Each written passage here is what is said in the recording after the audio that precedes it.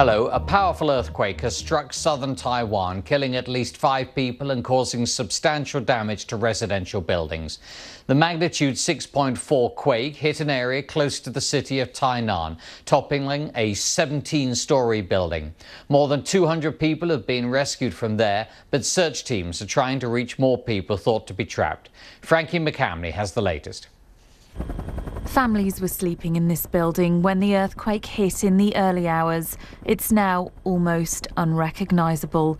Many are still trapped as firefighters scramble together using what equipment they can to pull people to safety. Military personnel are also joining the rescue operation.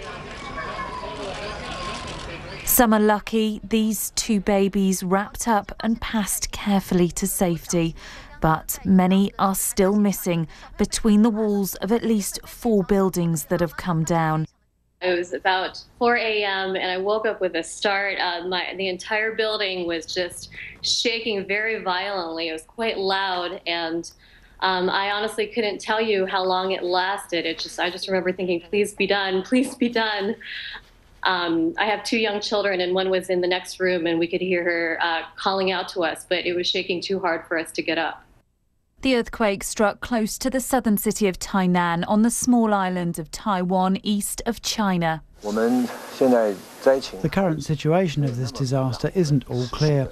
We're continuing to communicate with those on the ground.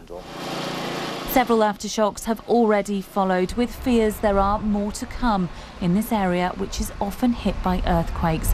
In 1999, a 7.6 magnitude quake killed thousands.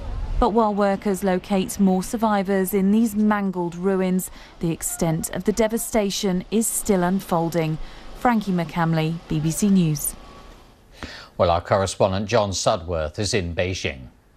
The latest we're getting from the authorities in Taiwan is that 5 people are now confirmed dead. Among them a 10-day-old baby girl and a 40-year-old man whose bodies were pulled from the rubble of that 17-story building. As well as that, as you've mentioned, many more people taken to hospital. Many of those, thankfully, said to be suffering only minor injuries, but the focus now is on those believed still to be trapped inside.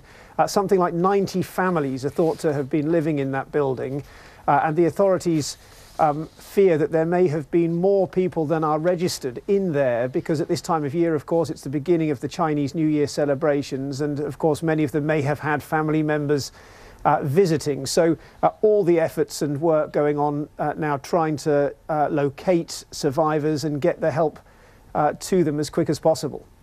A little after midday there now, but this struck in the early hours when most people were asleep. That may well have helped actually keep the numbers of those who have died in this incident down. Yes, it may well have done, and some pretty harrowing accounts from survivors already of feeling the building go over. Some of them then trapped in their homes, desperately trying to get out. One woman describing how she used a hammer to break down the door, which had become jammed because of the force of the building collapsing.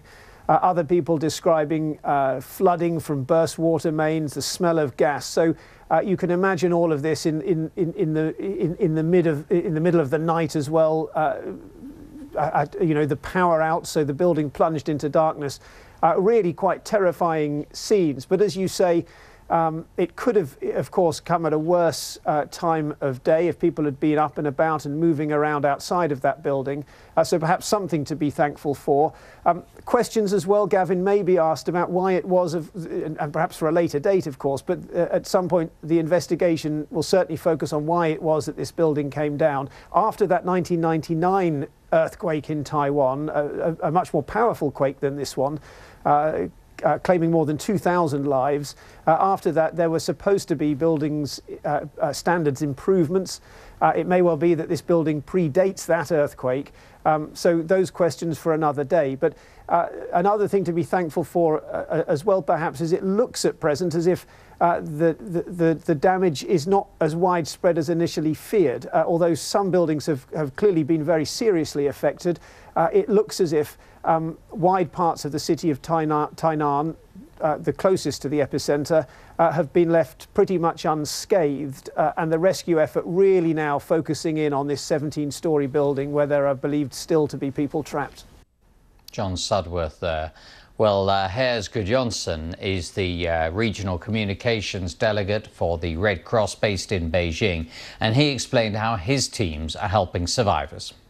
They have been mobilizing their staff and volunteers to go to Tainan to assist in the operations.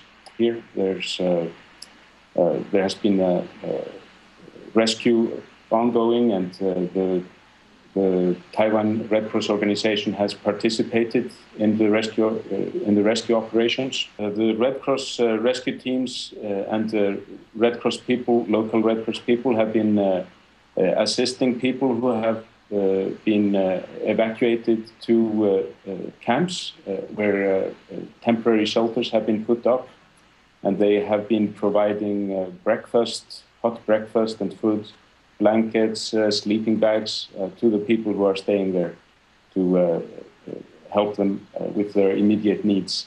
The Taiwan Red Cross organization has sent 2 large rescue teams, and they are now in the process of recruiting much larger numbers of volunteers, and also sending numbers of headquarters staff from Taipei to Tainan.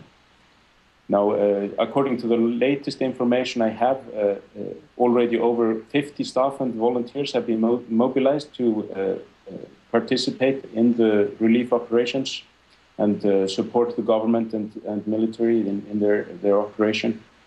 The Red Cross traditionally provides assistance of this type, such as what I just described, basic relief items, blankets, tents, and often psychosocial support.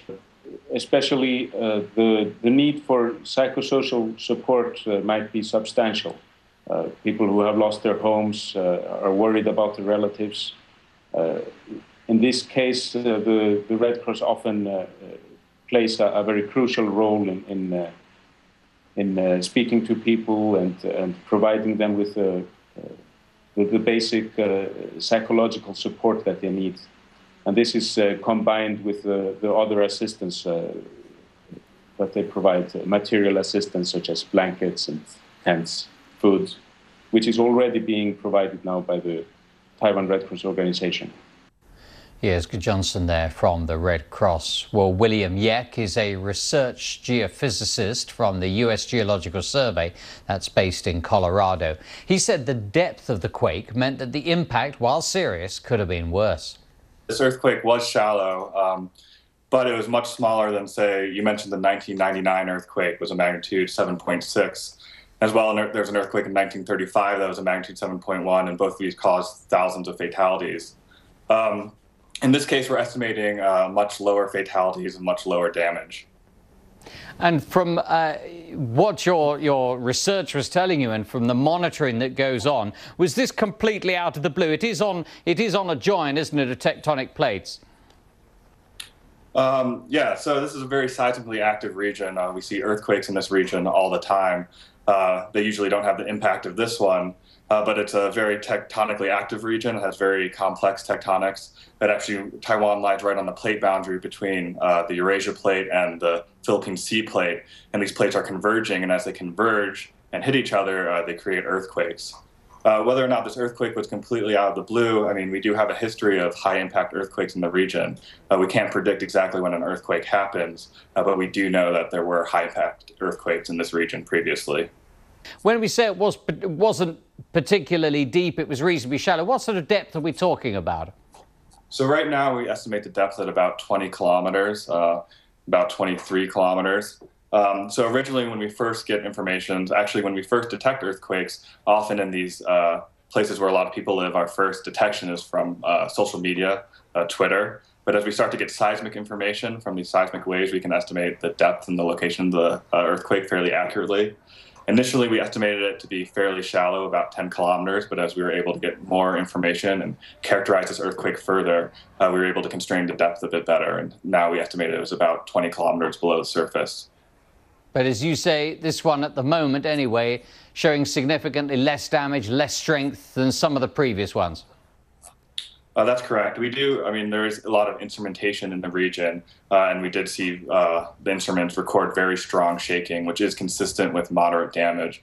As well, people submit "Did you feel it?" reports on our website. These are reports of how much shaking they felt in their own description, and that information is very consistent with this very strong shaking, which could have possible moderate damage. But these earthquakes, this earthquake today was smaller than the previous 1999 and 1935 earthquake. William Yeck there from the US Geological Survey.